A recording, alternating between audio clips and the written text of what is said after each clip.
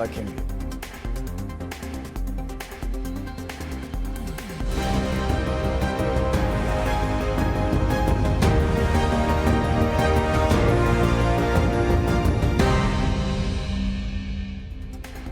Good morning, नमस्कार। Times नौ भारत में आपका स्वागत है। मैं हूं अमित सिंह।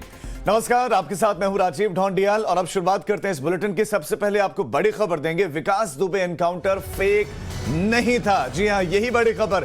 विकास दुबे एनकाउंटर फेक नहीं था। उत्तर प्रदेश को एनकाउंटर मामले में क्लीन चिट दे दी गई है। जी हां, की बड़ी खबर बता रहा राजीव। विकास दुबे एनकाउंटर को लेकर जिस तरह की बातचीत कही जा रही थी, अब उस पर सफाई आ गई है। यूपी पुलिस को एनकाउंटर मामले में क्लीन चिट मिली है। 3 सदस्यीय कमेटी ने इस बात का खुलासा किया कि ये एनकाउंटर पूरी तरह से सच, सही और नियमों के हिसाब से था। सुप्रीम कोर्ट ने रिटायर्ड जजों की कमेटी बनाई थी, जिसके बाद राजीव ये फैसला आया। बिल्कुल, बहुत सारे सवाल उस दरमियान उठे थे।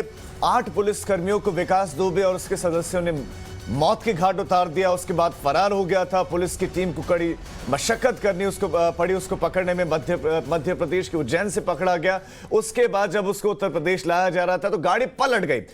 विपक्ष ने आरोप लगाया, लोगों ने आरोप लगाया कि आखिर गाड़ी पलटी कैसे। यह आरोप लगने लगे कि गाड़ी पलटाई गई है और ये एनकाउंटर फेक एनकाउंटर है। मामले में कमेटी बनाई गई और सुप्रीम कोर्ट ने रिटायर्ड जजों की कमेटी बनाई और उसी कमेटी ने अब योगी सरकार को, उत्तर प्रदेश पुलिस को क्लीन चिट दे दी है। जी हां, सच बहुत वक्त तक छुपा नहीं रह सकता और जजों की बेंच ने जो ये फैसला किया, इस बात की तस्दीक करता है कि यूपी पुलिस के कामकाज करने का तरीका और सलीका अच्छा है, बेहतर है, सुगम है। नहीं तो ये जांच रिपोर्ट आती है और जिस तरह के आरोप लगते रहे राजीव, विपक्ष ने कहा कि ब्राह्मणों को टारगेट करके एनकाउंटर किया गया है। कानपुर के तमाम इलाकों में प्रदर्शन हुए यूपी पुलिस के खिलाफ। लगातार योगी आदित्यनाथ के खिलाफ भी नारे लगते रहे कि उन्होंने जानबूझकर मनमानी कर गाड़ी को पलटा है, जिसके बाद विक्रू कांड का जो मुख्य अभियुक्त आरोपी था उसकी हत्या हुई है। बिल्कुल, ये बहुत बड़ी खबर आपको दे रहे हैं और ये खबर बहुत बड़ी अपने आप में, क्योंकि उत्तर प्रदेश में ये कहा जा रहा था कि ये एनकाउंटर फेक है, ये नकली एनकाउंटर है। विकास दुबे को मारने के लिए इरादतन गाड़ी को पलटाया गया। उस वक्त ये विपक्ष कह रहा था कि ये कहानी गढ़ी गई कि गाड़ी पलट गई। विकास दुबे ने भागने का प्रयास किया। भागने के प्रयास में उसने पुलिस वाले की गन छीन ली और उसके बाद उसने गोली चलानी शुरू की और जवाबी कार्रवाई में उसको गोली मार दी गई और विकास दुबे की मौत हो गई। और इस एनकाउंटर पर जब बहुत तरफ से, चारों तरफ से उंगलियां उठनी शुरू हुई, उत्तर प्रदेश पुलिस पर, सोशल मीडिया पर तरह से कैंपेन चलने लगे और इस मामले में जब जांच शुरू हुई और जांच ने क्लीन चिट दे दी है यूपी पुलिस को। जी हां, विक्रू कांड से जुड़ा बड़ा अपडेट आपको बता रहे। विकास दुबे एनकाउंटर फेक नहीं था, इस बात की तस्दीक अब कोर्ट ने कर दी है। बेंच, सरकारी जजों की बेंच बनाई गई थी। उन्होंने, कमेटी ने फैसला किया कि यूपी पुलिस ने जो भी कार्रवाई की, जो भी चीजें हुई, जिस तरह की घटनाक्रम हुआ, उसमें किसी भी तरह का जोर जबरदस्ती नहीं की गई थी। कुछ भी फेक, नकली, फर्जी नहीं था। अब इस बात पे मुहर लगी राजीव कि विकास दुबे भागने की कोशिश कर रहा था हाईवे पे, उसने गोली चलाने की कोशिश की पुलिस अधिकारियों पे, जिसके बाद जवाबी कार्रवाई में उसका इनकाउंटर किया गया। ये उसी वक्त की तस्वीरें हैं जब विकास दुबे को मध्य प्रदेश से यूपी लाया जा रहा था। रास्ते में गाड़ी पलटी, उसने भागने की कोशिश की, पुलिस पर गोली चलाने की कोशिश की, जिसके बाद जवाबी कार्रवाई में यह कार्रवाई हुई। राजीव, विकास दुबे एनकाउंटर पर पुलिस को मिल गई है क्लीन चिट। टाइम्स नाउ नव भारत पर ये एक्सक्लूसिव और बड़ी खबर आपको दे रहे हैं। सुप्रीम कोर्ट ने जो कमेटी बनाई थी, उस कमेटी ने स्पष्ट कर दिया है कि एनकाउंटर फेक नहीं था। उस वक्त वाकई परिस्थितियां ऐसी बन गई थी कि पुलिस को गोली चलानी पड़ी और विकास दुबे एनकाउंटर में मारा गया, जिसने पुलिस कर्मियों को गोलियों से छलनी कर दिया था। उसने पुलिस कर्मियों को बुलाया और फिर उसके बाद चारों तरफ से पुलिस कर्मियों पर गोलियां बरसाने शुरू कर दी। जो चौबेपुर थाना है, वहां के पुलिस कर्मी बाकायदा मिले हुए थे विकास दुबे के साथ और फिर उसके बाद विकास दुबे फरार हो गया। चलिए, इस बड़ी खबर के बाद रुक करते हैं 10 मिनट में टॉप 10 बड़ी खबरों का।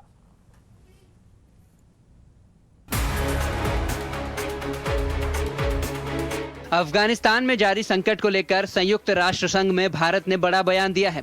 विदेश मंत्री एस जयशंकर ने पाकिस्तान का नाम लिए बगैर कहा कि कुछ देश आतंकवाद की मदद कर रहे हैं, जिन्हें रोकना होगा। आतंकवाद के हर रूप की निंदा की जानी चाहिए।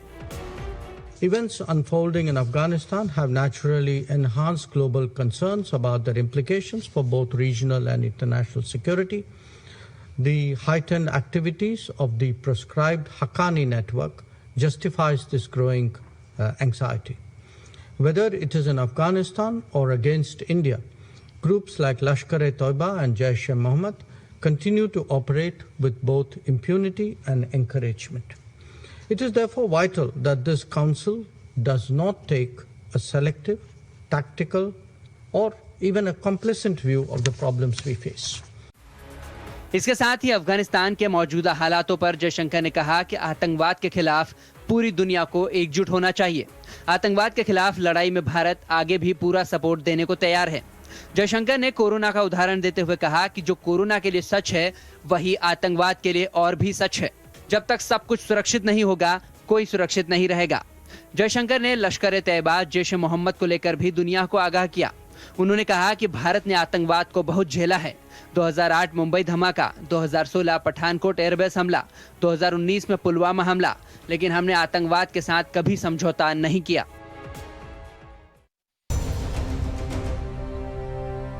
जम्मू कश्मीर में नेताओं की हत्या का सिलसिला थमने का नाम नहीं ले रहा है।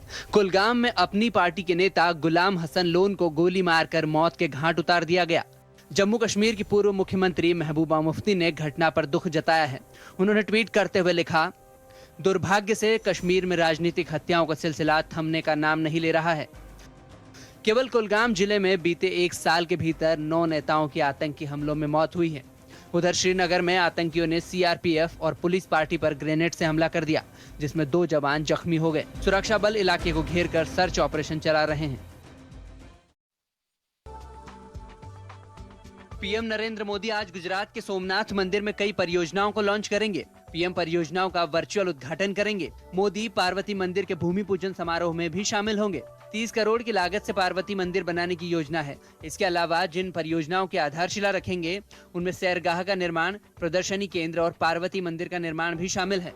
सोमनाथ मंदिर के पीछे समुद्र तट पर 1 किलोमीटर लंबे समुद्र दर्शन पैदल पथ का निर्माण भी योजना के तहत है। इसके साथ ही पर्यटक सुविधा केंद्र के परिसर में विकसित सोमनाथ प्रदर्शनी केंद्र का एक्सटेंशन भी होना है। परियोजनाओं के शिलान्यास के दौरान गुजरात के मुख्यमंत्री विजय रूपाणी और गृह मंत्री अमित शाह और केंद्रीय पर्यटन मंत्री मौजूद रहेंगे।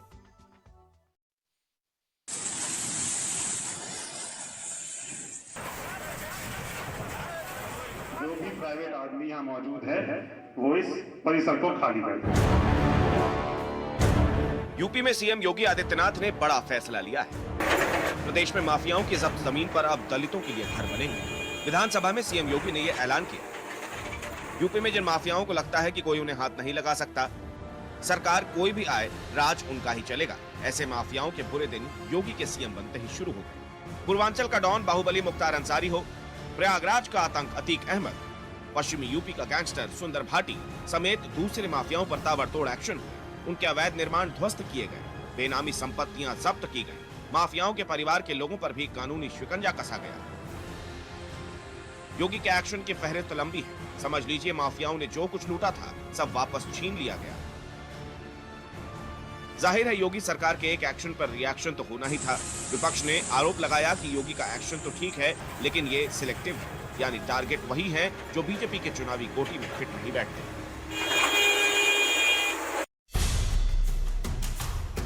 महाराष्ट्र में बीजेपी कार्यकर्ताओं को जन आशीर्वाद यात्रा निकालना भारी पड़ गया। मुंबई में यात्रा निकालने को लेकर बीजेपी के कार्यकर्ताओं के खिलाफ 7 केस दर्ज हुए हैं। बीजेपी कार्यकर्ताओं के खिलाफ कोरोना प्रोटोकॉल का उल्लंघन करने का आरोप लगाया गया है। मुंबई की विलेपार्ले, खेरवादी, माहिम, शिवाजी पार्क, दादर, चेंबूर और गोवांडी पुलिस थाने में कार्यकर्ताओं के खिलाफ एफआईआर दर्ज की गई है। केंद्रीय मंत्री कपिल पाटिल के समर्थन में मुंबई में जन आशीर्वाद यात्रा का आयोजन किया गया था। विधानसभा चुनाव के बाद पश्चिम बंगाल हिंसा मामले में अब कलकत्ता हाईकोर्ट ने ममता सरकार की मुश्किलें बढ़ा दी हैं। हाईकोर्ट ने हिंसा मामले की जांच सीबीआई से कराने के निर्देश दिए हैं। रेप और हत्या के मामलों की जांच सीबीआई करेगी। इसके अलावा चुनावी हिंसा के दूसरे मामलों की जांच हाईकोर्ट की निगरानी में गठित एक स्पेशल टीम करेगी। अदालत ने पश्चिम बंगाल की ममता सरकार को सीबीआई की मदद करने के लिए भी कहा है। उधर कोर्ट के इस फैसले से नाखुश ममता अब हाईकोर्ट के फैसलों को सुप्रीम कोर्ट में चुनौती देने की बात कह रही हैं।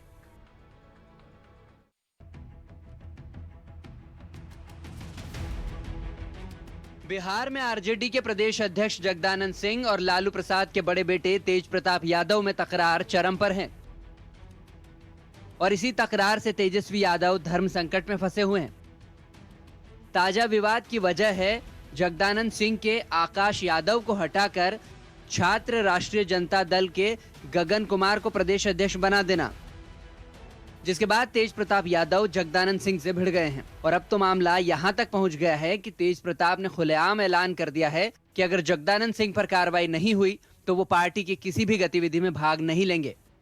प्रदेश अध्यक्ष पार्टी संविधान से अलग हटकर काम कर रहे हैं। इसको लेकर वो अपने पिता लालू प्रसाद यादव से भी बात करेंगे। हालांकि तेज प्रताप जगदानंद सिंह के प्रति जितने तल्ख हैं, लालू यादव के छोटे बेटे तेजस्वी यादव उतनी ही मजबूती के साथ जगदानंद सिंह के साथ खड़े हैं। ऐसे में साफ है कि आरजेडी के अंदर सब कुछ सही नहीं चल रहा है। मोदी सरकार के खिलाफ विपक्ष को लामबंद करने के लिए आज सोनिया गांधी ने बड़ी बैठक बुलाई है। इस बैठक में शरद पवार, ममता और उद्धव समेत करीब 15 विपक्षी पार्टियों के नेता शामिल होंगे। बैठक दिल्ली में शाम 4 बजे होगी, जिसमें सभी नेता वीडियो कॉन्फ्रेंसिंग के जरिए जुड़ेंगे। राहुल गांधी भी इस बैठक में शामिल हो सकते हैं। टाइम्स नाउ नवभारत को सूत्रों के हवाले से जानकारी मिली है कि मॉनसून सत्र, पेगासस जासूसी कांड, कोरोना महामारी, किसान आंदोलन से लेकर अफगानिस्तान के हालात पर चर्चा हो सकती है। लेकिन सबसे बड़ा सवाल है कि 2024 लोकसभा चुनाव और उससे पहले आने वाले विधानसभा में बीजेपी विरोधी मोर्चे को लेकर विपक्ष नेताओं में क्या बात होती है। पिछले महीने के अंत में अपने दिल्ली दौरे के दौरान ममता बनर्जी ने बीजेपी के खिलाफ विपक्षी एकता को जरूरी बताया था। जिस तरह मॉनसून सत्र के दौरान जासूसी, किसान और कोरोना के मुद्दे पर सरकार की घेरेबंदी करने में विपक्षी दल एकजुट दिखे थे, आज की बैठक में आगामी दिनों में मोदी सरकार को घेरने की रणनीति पर मंथन होगा। Bureau report, Times Now Navbharat. Uttar Pradesh विधानसभा चुनाव से पहले बीजेपी की तैयारियां जोरों पर है। दिल्ली में गृह मंत्री अमित शाह के घर पर पार्टी की मैराथन बैठक हुई, जिसमें जेपी नड्डा, यूपी के सीएम योगी आदित्यनाथ, प्रदेश बीजेपी अध्यक्ष स्वतंत्र देव सिंह और सुनील बंसल भी शामिल हुए। इस मीटिंग में यूपी में योगी सरकार के मंत्रिमंडल के विस्तार, विधान परिषद के उम्मीदवार और संगठन से जुड़े विषयों पर चर्चा हुई। इसके साथ ही चुनाव में सहयोगी दलों को साथ लाने पर भी जोर दिया गया। बीजेपी 23 अगस्त से यूपी में बूथ विजय अभियान लॉन्च कर रही है, जिसकी शुरुआत जेपी नड्डा करेंगे।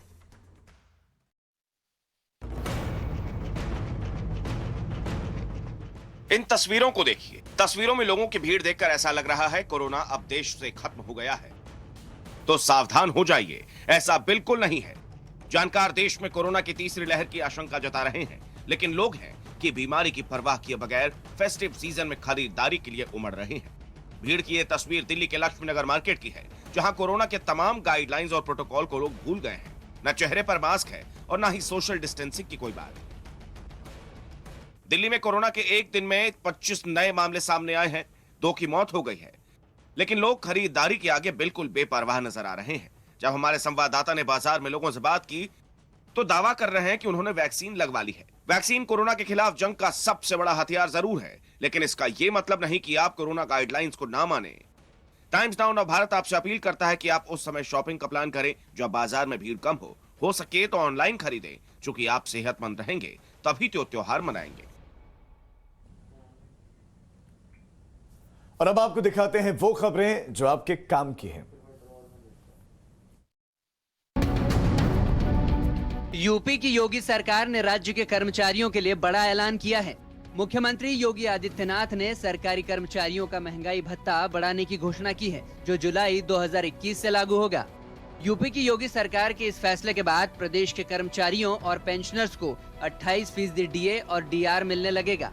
यूपी सरकार के जरिए लागू किए गए इस महंगाई भत्ते का फायदा 1 अगस्त को मिलने वाली जुलाई महीने की सैलरी के साथ जुड़कर मिलेगा। प्रदेश सरकार को इस फैसले को पूरा करने के लिए करीब 6,500 करोड़ रुपए सालाना खर्च करने होंगे। केंद्र सरकार ने अपने कर्मचारियों का डीए हाल ही में 28% बढ़ाने का ऐलान किया था। ऐसे में यूपी की योगी सरकार ने भी अपने कर्मचारियों को रक्षाबंधन का तोहफा देते हुए एक बड़ी घोषणा कर दी है। इसके अलावा सीएम योगी ने आंगनवाड़ी वर्कर्स के लिए भी तोहफा देते हुए उनका मानदेय बढ़ाने की घोषणा की है। कोरोना की तीसरी लहर की संभावना के बीच बच्चों के लिए अच्छी खबर है। अगले महीने बच्चों के लिए कोरोना की वैक्सीन आ सकती है। नेशनल इंस्टीट्यूट ऑफ वायरोलॉजी ने इसकी जानकारी साझा की है। एनआईवी का कहना है कि बच्चों के लिए सितंबर तक वैक्सीन की उपलब्धता हो सकती है। इसके लिए 2 से 18 साल की उम्र वालों के लिए अलग अलग अस्पतालों में ट्रायल भी चल रहा है। बच्चों की कम से कम 5 वैक्सीन पर काम चल रहा है। तीसरी लहर के बारे में ये बताया जाता है कि तीसरी लहर जो है बच्चों पर और अल्पवयस्कों पर ज़्यादा प्रभावकारी होगी। तो ऐसी परिस्थितियों में यदि इस तरह की वैक्सीन का इजाद होता है तो मैं समझता हूँ ये सुखद है। इससे पहले एम्स के निदेशक डॉक्टर रणदीप गुलेरिया भी कह चुके हैं कि बच्चों के लिए भारत बायोटेक की वैक्सीन का ट्रायल आखिरी चरण में है और सितंबर तक उसके आंकड़े उपलब्ध हो सकते हैं। रक्षाबंधन के मौके पर उत्तराखंड सरकार ने महिलाओं को बड़ा तोहफा दिया है। रक्षाबंधन के दिन इस बार भी महिलाओं को सरकार ने रोडवेज बसों में फ्री यात्रा की सौगात दी है। मुख्यमंत्री पुष्कर सिंह धामी के निर्देश के बाद परिवहन सचिव ने मुफ्त बस यात्रा को लेकर आदेश जारी कर दिया। आदेश में कहा गया है कि रक्षाबंधन के दिन प्रदेश की महिलाओं को राज्य के अंदर उत्तराखंड परिवहन निगम के जरिए संचालित रोडवेज बसों के किराए में 100% की छूट दी जाएगी। इस सुविधा को देने पर होने वाले खर्च को सरकार वहन करेगी। इस घोषणा के तहत छूट का लाभ केवल राज्य के अंदर यात्रा करने पर ही मिल सकेगा। इसके अलावा इस दौरान कोरोना प्रोटोकॉल का पूरा पालन करना होगा। बहनों को सौगात भी दे रहे हैं, बसों में फ्री की यात्रा हमेशा होती है रक्षाबंधन में, उसको हमने बसों में यात्रा उनकी इस बार भी निःशुल्क रहेगी। इससे पहले उत्तर प्रदेश, बिहार और हरियाणा सरकार भी महिलाओं को रक्षाबंधन के दिन बसों में फ्री सफर का तोहफा दे चुकी है।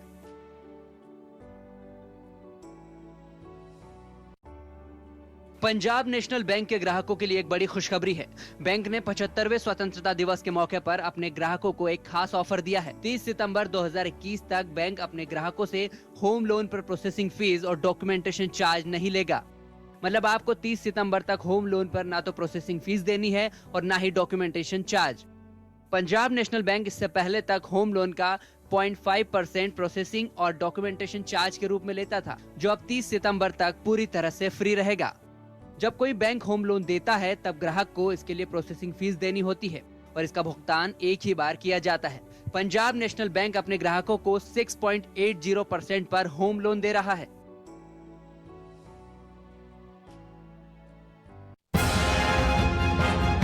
अगर आप आने वाले दिनों के अंदर कहीं घूमने का प्लान कर रहे हैं तो IRCTC आपके लिए बेहद आकर्षक ऑफर लाया है। IRCTC ने गुजरात घूमने वाले पर्यटकों के लिए विशेष एयर पैकेज का ऐलान किया है। गुजरात यात्रा का ये पैकेज 6 दिन और 5 रात का रखा गया है। इसके तहत आपको अहमदाबाद, वडोदरा, द्वारका, राजकोट और सोमनाथ की यात्रा कराई जाएगी। इस पैकेज के लिए प्रति व्यक्ति 24,360 रुपए का चार्ज तय किया गया है। साथ ही इस पैकेज में स्टैच्यू ऑफ यूनिटी की यात्रा भी शामिल है। IRCTC की तरफ से इस यात्रा की शुरुआत गांधी जयंती के दिन यानी 2 अक्टूबर को की जाएगी। यात्रा की शुरुआत रायपुर एयरपोर्ट से होगी। आप 21 दिन पहले अपनी यात्रा की बुकिंग को कैंसिल कर सकते हैं। तो ये पैकेज कॉस्ट का 30% हिस्सा काट कर बाकी पैसा वापस कर दिया जाएगा। 21 से 15 दिनों के अंदर 55% और 4 से 8 दिनों के भीतर कैंसिल करने पर 80% फीस काट कर वापस कर दी जाएगी। अगर आप 8 दिन के अंदर यात्रा को कैंसिल करते हैं तो कोई भी रिफंड नहीं होगा। और काम की खबर के बाद रुक करते इस वक्त की बड़ी खबर का। राजीव, सोमनाथ मंदिर को आज पीएम की बड़ी सौगात मिलने वाली है। सुबह 11 बजे 3 योजनाओं का उद्घाटन करेंगे पीएम मोदी। सोमनाथ में पार्वती मंदिर का शिलान्यास होना है। वीडियो कॉन्फ्रेंसिंग के जरिए जुड़ने वाले हैं प्रधानमंत्री मोदी, तो गृह मंत्री अमित शाह भी कार्यक्रम का हिस्सा होने वाले हैं। ये बड़ी खबर आपको दे रहे हैं। जी हां, सोमनाथ मंदिर को आज पीएम मोदी बहुत बड़ी सौगात देने वाले। तमाम बड़ी परियोजनाओं की वो शिलान्यास करेंगे, परियोजनाओं को शुरू करेंगे। सुबह 11 बजे 3 योजनाओं का उद्घाटन होना। अब से कुछ ही वक्त के बाद पीएम मोदी सोमनाथ मंदिर में होंगे और वीडियो कॉन्फ्रेंसिंग के जरिए, माफ करिएगा, वीडियो कॉन्फ्रेंसिंग के जरिए शामिल होंगे, लोगों से मुखातिब होंगे, बातचीत करेंगे। गृह मंत्री अमित शाह भी इस कार्यक्रम में शिरकत करने वाले हैं। सोमनाथ मंदिर के लिए कई बड़ी योजनाओं का ऐलान किया है पीएम मोदी ने। बड़ी खबर है। प्रधानमंत्री नरेंद्र मोदी की बात करें, वो वीडियो कॉन्फ्रेंसिंग के जरिए जुड़ेंगे। गृह मंत्री को जुड़ना है। प्रधानमंत्री मोदी सोमनाथ मंदिर न्यास के अध्यक्ष हैं। गृह मंत्री अमित शाह, उनकी बात करें तो वो न्यासी हैं।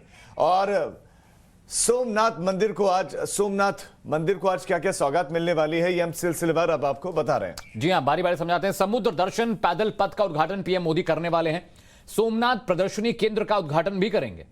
इसके साथ साथ अहिल्याबाई होलकर मंदिर का उद्घाटन प्रधानमंत्री नरेंद्र मोदी को करना है और श्री पार्वती मंदिर का शिलान्यास होना है। करोड़ों की सौगात सोमनाथ मंदिर को आज दी जाने वाली है और बताया जा रहा है कि सोमनाथ प्रदर्शनी केंद्र और नवीनीकृत अहिल्याबाई होलकर स्टेडियम का उद्घाटन भी करना है। चलिए रुक करते हैं एक और बड़ी खबर का। पीएम मोदी आज सोमनाथ मंदिर के लिए तो जाने वाले हैं, साथ ही साथ आज सोनिया गांधी 15 विपक्षी दलों के साथ बड़ी बैठक करने वाली हैं। प्रधानमंत्री नरेंद्र मोदी और केंद्र सरकार को घेरने की योजना है। पेगासस मुद्दा, किसान आंदोलन और तमाम मुद्दों पर आज वो विपक्ष को एकजुट करेंगी। तो विपक्षी नेता आज एक बार फिर से अपनी एकजुटता दिखाने वाले हैं और इसमें ममता बनर्जी, उद्धव ठाकरे, स्टालिन समेत कई बड़े नेता बताया जा रहा है कि मौजूद रहेंगे और कांग्रेस शासित राज्यों के मुख्यमंत्री भी इसमें शामिल होने वाले। 15 विपक्षी दलों के लीडर्स जुटने वाले हैं। जैसा कि बड़ी खबर बता रहे हैं, सोनिया गांधी ने आज विपक्षी नेताओं की बैठक बुलाई है। शाम 4 बजे ये बैठक वर्चुअली होनी तय हुई है। ममता बनर्जी और उद्धव सरेखे बड़े नेता इसमें शामिल होने वाले हैं। तमिलनाडु, झारखंड के मुख्यमंत्री भी शिरकत करेंगे। राजीव, ये कवायद चुनावों से पहले की है। तमाम मुद्दों पर संसद तो चलने नहीं दी विपक्ष ने, अब एक नई स्ट्रेटेजी है इनकी। बिल्कुल, ये जो 3 तस्वीरें हैं ये दर्शाती हैं कि इससे पहले किन किन मौकों पर विपक्षी एकजुटता दिखाने की कोशिश की गई।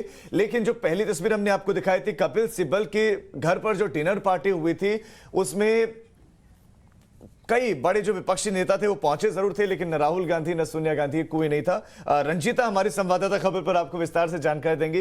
रंजीता, इससे पहले राहुल गांधी एकजुट कर चुके हैं, कपिल सिब्बल के घर पर पार्टी हो चुकी है, ममता बनर्जी ने एकजुट करने का प्रयास किया और एक बार फिर से बुलाया गया है, तो क्या क्या चर्चा होगी, कौन कौन से विपक्ष के बड़े नेता पहुंचेंगे, पहले वो आप बताएं। देखिए, सबसे पहले तो मैं ये जानकारी दूं कि ये जो बैठक आज सोनिया गांधी ने बुलाई है, ये वर्चुअल बैठक है। शाम 4 बजे जितने भी नेताओं को बुलाया गया है वो वर्चुअली सोनिया गांधी की इस बैठक में शामिल होंगे। कहा जा रहा है कि विपक्ष के तमाम वो बड़े चेहरे शामिल होंगे जो कांग्रेस के साथ सरकार में है या फिर मुख्यमंत्री रहे हैं। शरद पवार का नाम आ रहा है, एनसीपी प्रमुख शरद पवार इस बैठक में होंगे। कैप्टन अमरिंदर सिंह, अशोक गहलोत, भूपेश बघेल, इसके अलावा ममता बनर्जी, हेमंत सोरेन, तेजस्वी यादव, ये तमाम वो चेहरे हैं जो यूपीए अलाइज है और विभिन्न पार्टियों के प्रमुख हैं।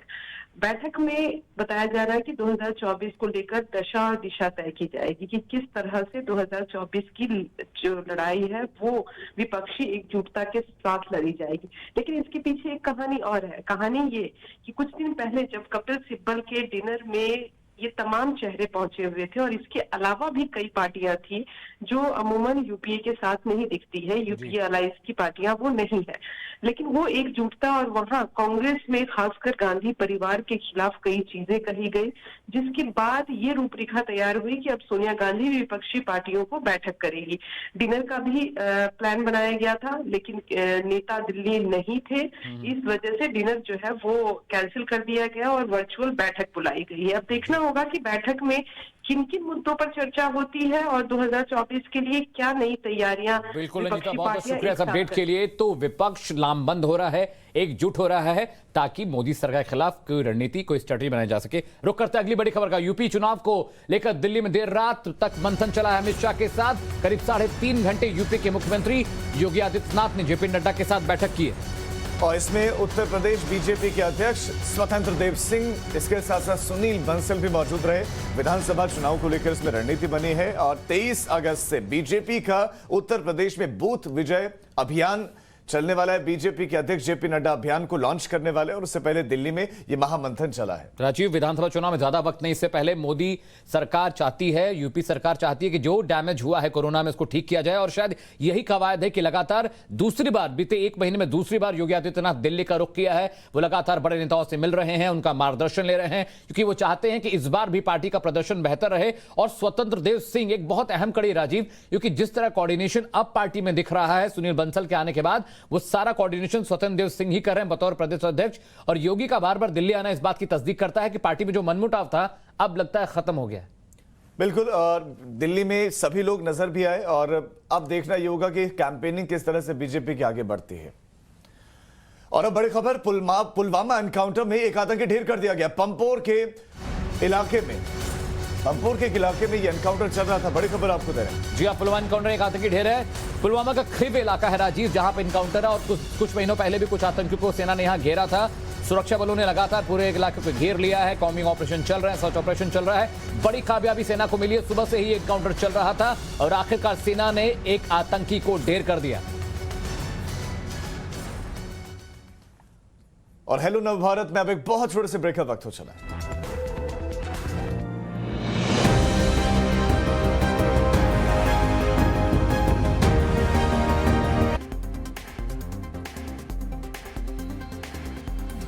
तो 100 खबरें सुपरफास्ट अंदाज में आपने देखी। अब आगे बढ़ते हैं। गुजरात का सोमनाथ मंदिर और भी दिव्य और भव्य होने वाला है। इसके लिए पूरा प्लान बनकर तैयार है। आज पीएम मोदी वीडियो कॉन्फ्रेंसिंग के जरिए सोमनाथ मंदिर से जुड़ी 4 परियोजनाओं का उद्घाटन करेंगे।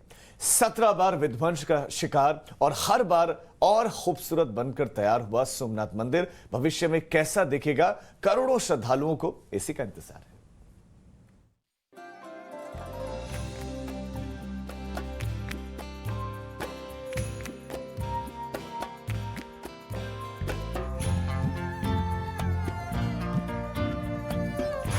महादिव्य सोमनाथ, महाभव्य सोमनाथ, कई गुना बढ़ जाएगी सोमनाथ की सुंदरता।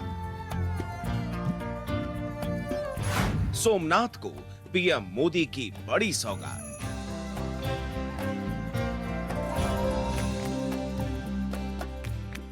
गुजरात के सोमनाथ मंदिर की सुंदरता को 4 चांद लगने वाले हैं। सोमनाथ मंदिर की सुंदरता कई गुना बढ़ने वाली है क्योंकि आज प्रधानमंत्री नरेंद्र मोदी यहां कई योजनाओं की शुरुआत करने वाले हैं। प्रधानमंत्री नरेंद्र मोदी आज गुजरात के प्रसिद्ध सोमनाथ मंदिर की 83 करोड़ रुपए की 4 परियोजनाओं का उद्घाटन और शिलान्यास करेंगे। पीएम सोमनाथ समुद्र दर्शन पैदल पथ का उद्घाटन करेंगे, सोमनाथ प्रदर्शनी केंद्र का उद्घाटन करेंगे, अहिल्याबाई होलकर मंदिर का उद्घाटन करेंगे। इसके अलावा श्री पार्वती मंदिर की आधारशिला रखेंगे।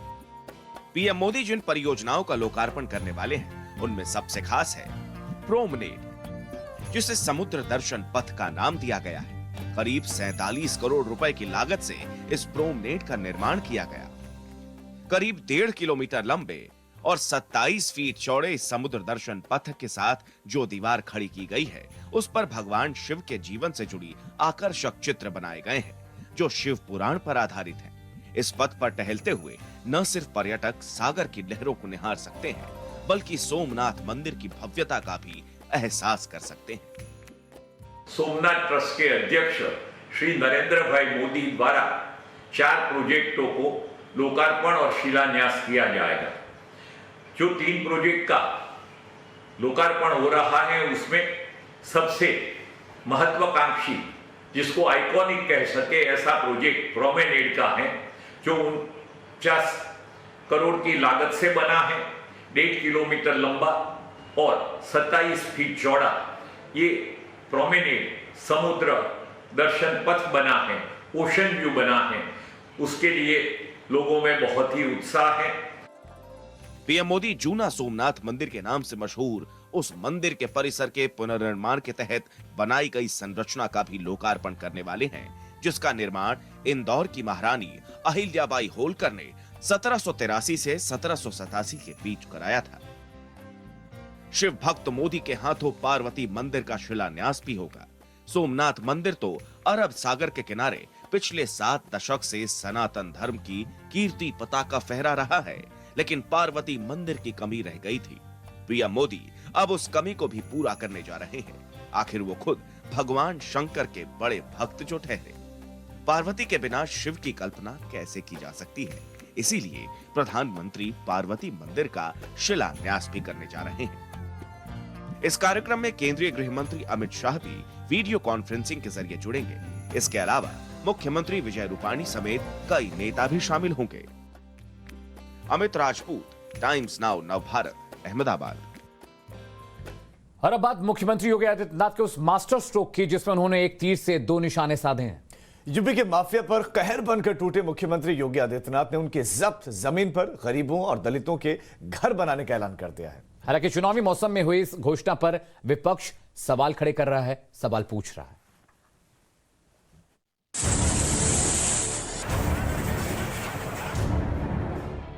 जो भी प्राइवेट आदमी यहाँ मौजूद है वो इस परिसर को खाली करें। ये हथौड़ा कानून का है। जब चला तो इसकी चोट से अपराध की हुकूमत धराशायी हो गई।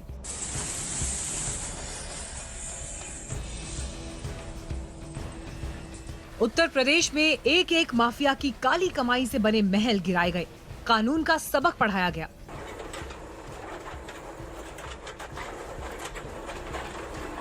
योगी सरकार ने सत्ता और पुलिस के गठजोड़ से पनपे माफियाओं के पूरे नेटवर्क को ध्वस्त किया।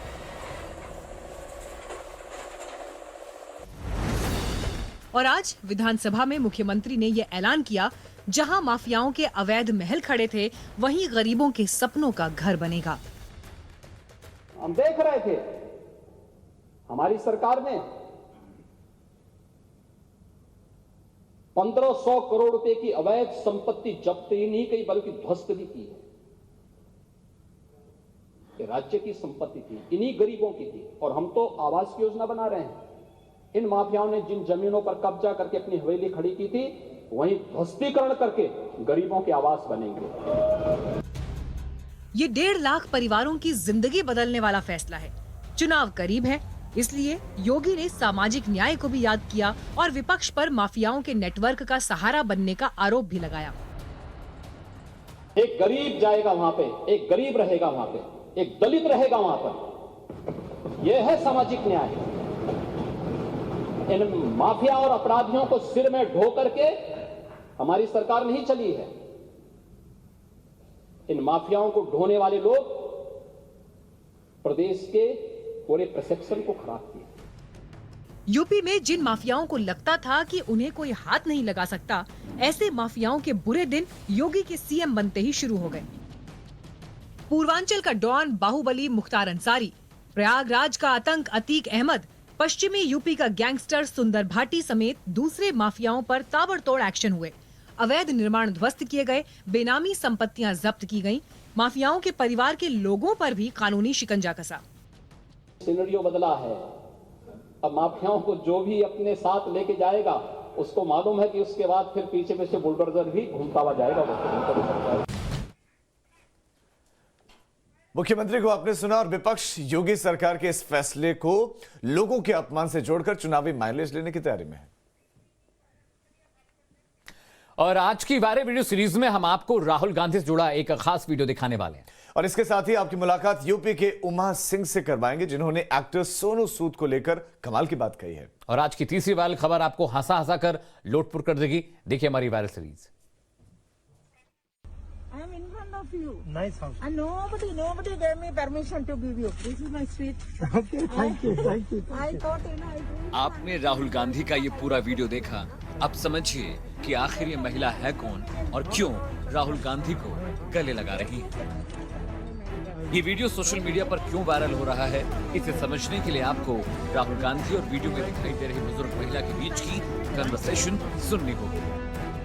And nobody gave me permission to give you. This is my street. Okay, thank you. I thought, I really want to see you. That is what I waited here, Thank you. If I make any inconvenience, please. No inconvenience. No inconvenience. Where's your securities? I want to tell them. See, this is my house. He is my son. He is born in front of me. You understand? Okay. So before you could see him, I saw him. For that position, I will not give it to anybody. Video में दिखाई दे रही बुजुर्ग का नाम राजम्मा वावाथिल है। राजम्मा पेशे से nurse थी। 1970 में जब राहुल गांधी पैदा हुए तो उनकी मां सोनिया गांधी और राहुल गांधी की देखभाल का जिम्मा राजम्मा के पास ही था। ये वीडियो राहुल गांधी के वायनाड दौरे का है, जहां राजम्मा उनसे मिलने आई थी। आज का दूसरा viral video mountaineer Uma Singh का है। उमा सिंह यूपी के गोरखपुर जिले के रहने वाले हैं। पहले पूरा वीडियो देखिए, फिर आपको बताते हैं कि उनका ये वीडियो क्यों वायरल हो रहा है। उमा सिंह पेशे से एक पर्वतारोही और साइकिलिस्ट हैं। उमा सिंह साउथ अफ्रीका के सबसे ऊंचे पीक किलिमंजारो पर चढ़ने में कामयाब रहे हैं। उनके ठीक पीछे आप किलिमंजारो का बोर्ड लगा देख सकते हैं। वहां पहुंचकर उन्होंने जो कुछ एक्टर सोनू सूद के बारे में कहा, वो तो सबसे कमाल था। उमा सिंह ने अपनी कामयाबी को एक्टर सोनू सूद के नाम कर दिया। उमा ने सोनू सूद को भारत का असली हीरो बताया है।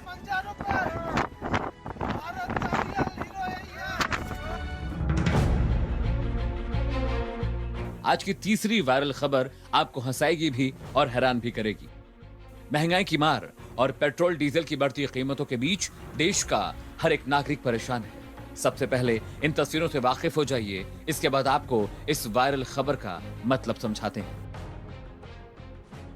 तस्वीर देखने के बाद आपको समझ में नहीं आ रहा होगा कि ऐसा क्या है इन तस्वीरों में जो ये सोशल मीडिया पर इतनी वायरल हो रही हैं। इन तस्वीरों में आपको एक न्यू वेडिंग कपल दिखाई दे रहा होगा। उनके साथ ही काले लिबास में एक और शख्स खड़ा है। काले लिबास में खड़ा ये शख्स असल में एक तमिल कॉमेडियन है और इनका नाम है मेइलसामी।